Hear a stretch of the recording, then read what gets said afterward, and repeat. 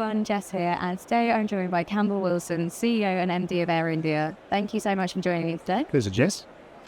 So, of course, Air India is in the process of fairly dramatic multi-stage transformation, and I think you previously described it yourself as a test match and not a T20. So could you give me a little insight into how this is going? Are you where you need to be at the moment?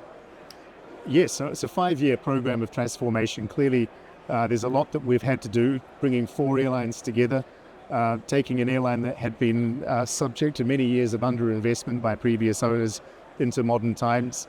And then, of course, prepare the ground for a massive scale-up, going from 100 aircraft to 300 aircraft in the case of 2 years or thereabouts, as well as huge product upgradation.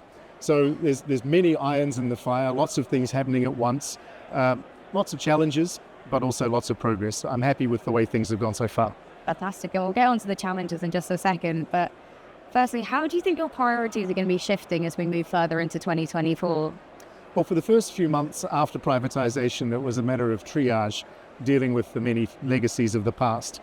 For the subsequent year and a bit, it's been about building the foundations that are necessary for the transformation of product and scale and culture. This year and into next is going to be really about what the customer sees. We have the new aircraft coming in. We've got an aircraft coming every 6 days. We have the first of the A350 fleet coming in with world-class products. And we'll commence the refit of our legacy wide-body aircraft to world-class standards. So thus far, it has been about building behind the scenes. Moving forward, it's about what the customer sees. Fantastic. And like we've touched on, it's a fairly extensive process and more on the retrofit side of things. This is coming up throughout the year. And can you explain the importance of this and highlight some of the challenges you're finding? Well, the importance is quite obvious because the aircraft that we currently have were delivered around 2009, 2010. They still have the same product with which they were delivered.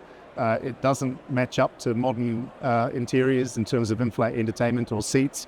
And frankly, some of the seats are obsolete. There's no spares in the market to keep them operational. So it's a challenge that we face every day. Really, the solution to it is to rip everything out and replace it. We've made the decision to spend $400 million to refit all of the legacy wide-body aircraft. That process is well underway with the seats already being manufactured and the aircraft start going into the hangar towards the end of this year in quite an accelerated program to hopefully finish by end of 2025, early 2026. And that's no small task ahead of you, so it'll be exciting to see how that goes.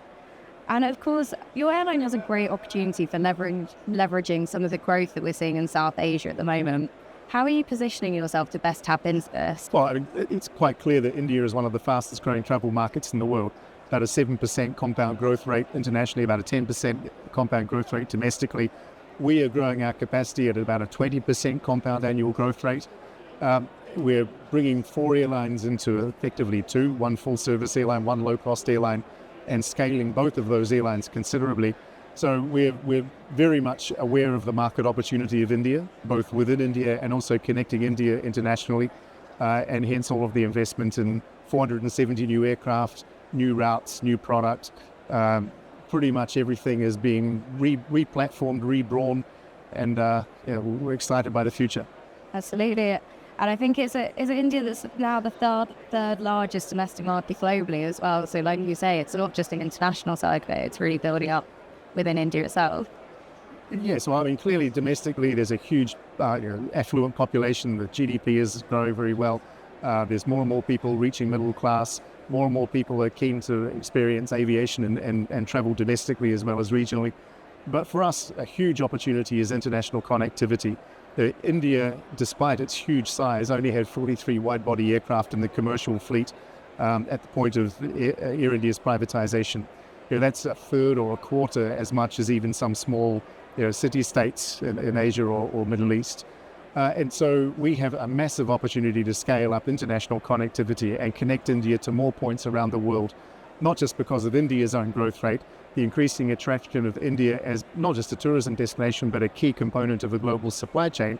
And then, of course, there's the diaspora overseas and the geographic advantage that India has to act as a transit point between Africa, Asia, Europe, Australasia.